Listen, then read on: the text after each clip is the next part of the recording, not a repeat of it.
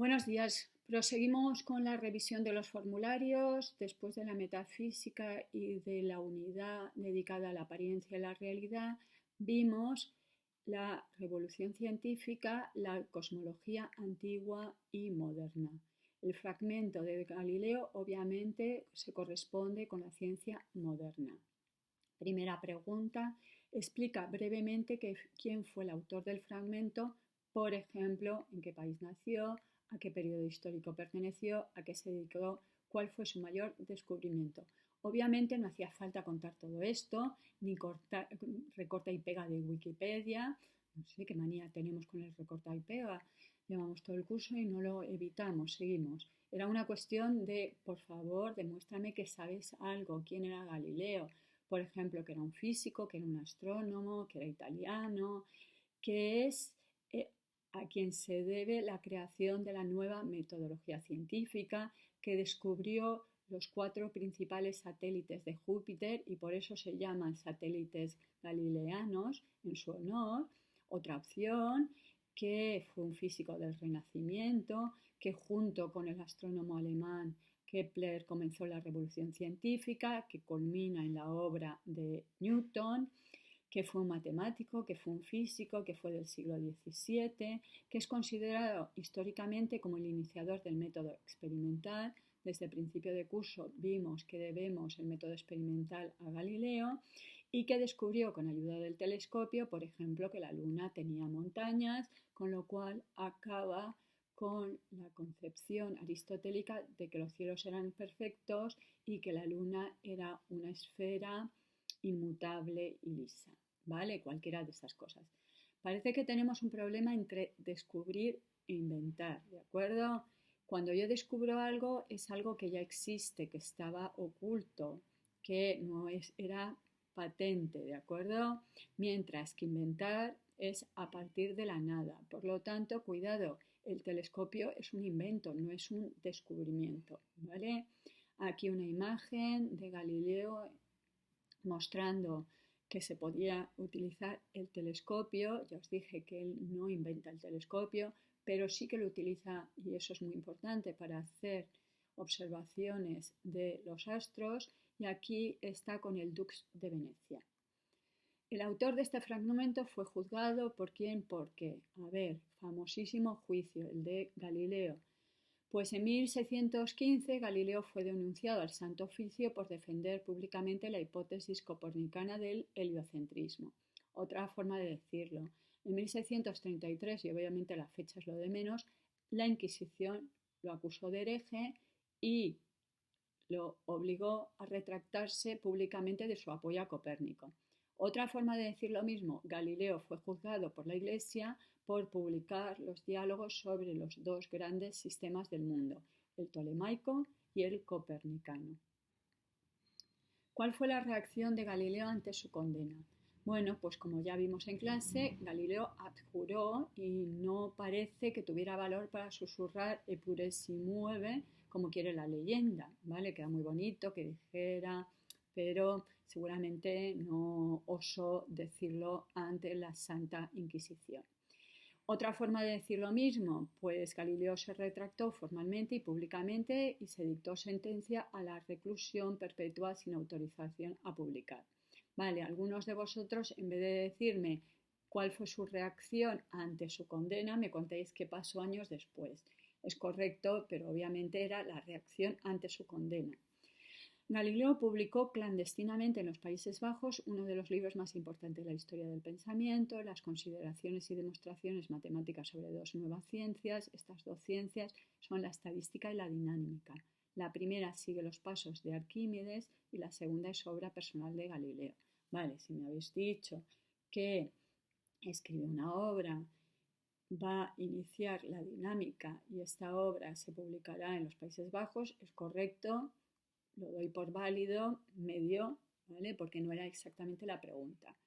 Aquí tenéis una representación del juicio de Galileo. ¿Por qué el juicio de Galileo es históricamente tan importante? Porque el juicio de Galileo se ha convertido en un símbolo del empeño de la Iglesia en oponerse al avance de la ciencia. El proceso contra Galileo suele ser utilizado para afirmar que la Iglesia Católica es enemiga del progreso científico. Las teorías de Galileo entraron en conflicto con la Iglesia Católica y su juicio es considerado como un clásico enfrentamiento de la ciencia y la religión. ¿Vale? Son tres formas de decir lo mismo. Un enfrentamiento entre la ciencia y la religión. A ver, cuidado, Galileo se retracta, por lo tanto, no es Galileo vencedor de la Iglesia. Segundo, tener en cuenta que durante siglos era la Iglesia la que educaba, el saber tenía la Iglesia. Entonces no me digáis siempre la Iglesia se ha opuesto al saber, pues no, el saber lo tenía la Iglesia, ¿de acuerdo? Entonces sí que es verdad que va a haber un distanciamiento con los siglos entre las teorías teológicas y las teorías científicas y esto se puede considerar un símbolo, ¿vale? A lo mejor no es del todo exacto, pero se ha convertido en un tópico. Explicar brevemente con tus propias palabras el fragmento. Advertencia, aquí se habla de filosofía, pero obviamente es la filosofía natural, es decir, la física, la ciencia. A ver, esto lo he dicho ya 40 veces, durante siglos filosofía, ciencia era lo mismo. Así que no es como, ay Dios mío, que esto no lo sabíamos perfectamente. Vale, hay que explicarlo con tus propias palabras. Galileo está realizando una afirmación revolucionaria en este fragmento, pues deja claro que para entender los fenómenos naturales no basta con una explicación cualitativa a base de palabras, sino que había que ser capaz de dar una explicación cuantitativa. Las matemáticas serán, a partir de Galileo, la lengua que permitirá desentrañar los misterios de la naturaleza. ¿Vale? 2 puntos, 2 frases. Algo más dice. Pues dice, no vamos a dar una explicación cualitativa, sino cuantitativa, y además, a partir de ahora, el lenguaje de la ciencia va a ser las matemáticas.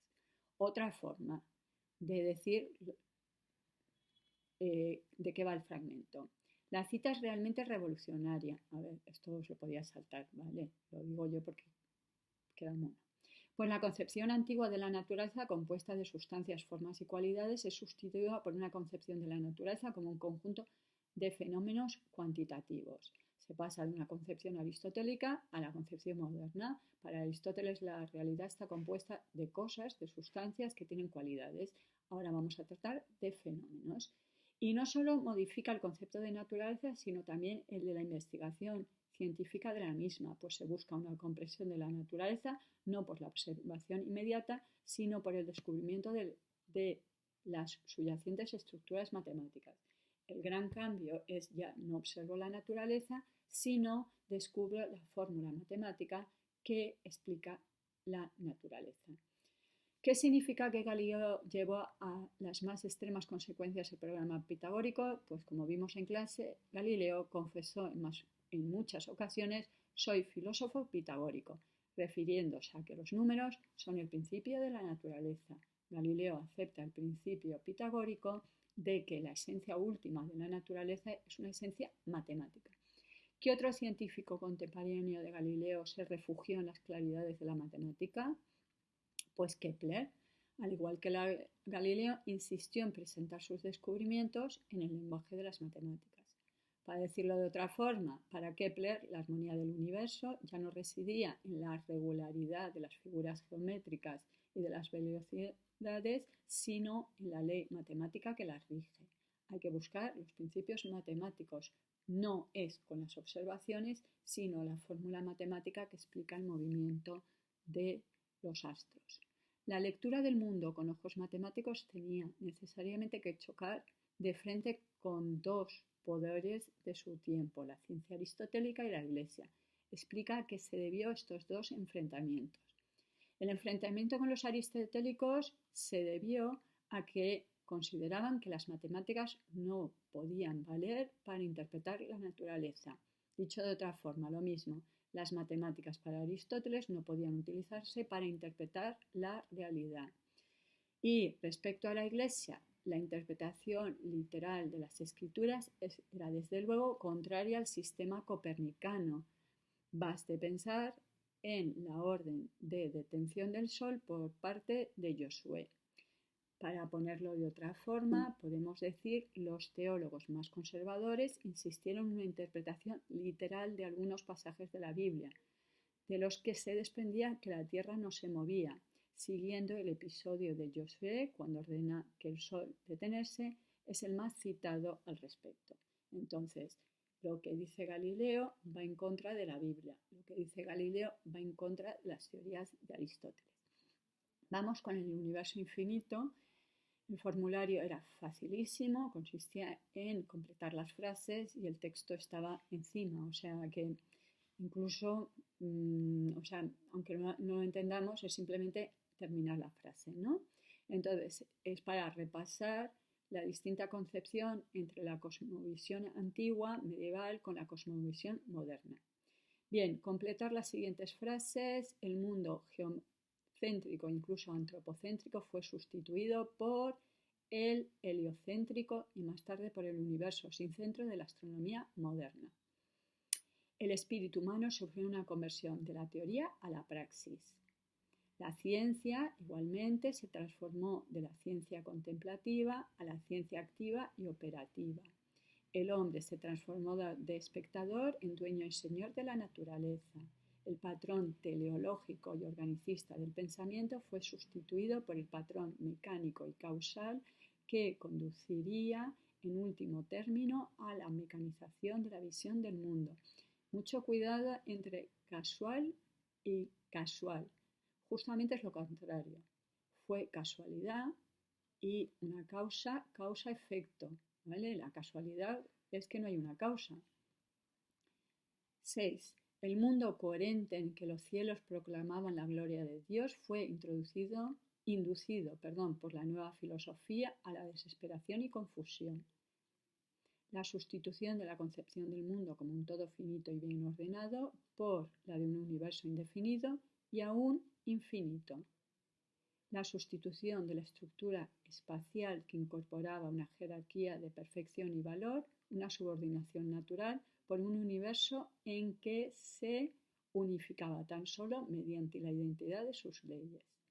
La sustitución de la concepción aristotélica del espacio por la geometría euclídea. Y 10. Las esferas celestes que ceñían el mundo, manteniéndolo unido, estallaron, confundiéndose con el espacio que la rodeaba. Y hemos acabado con los formularios. Hasta luego.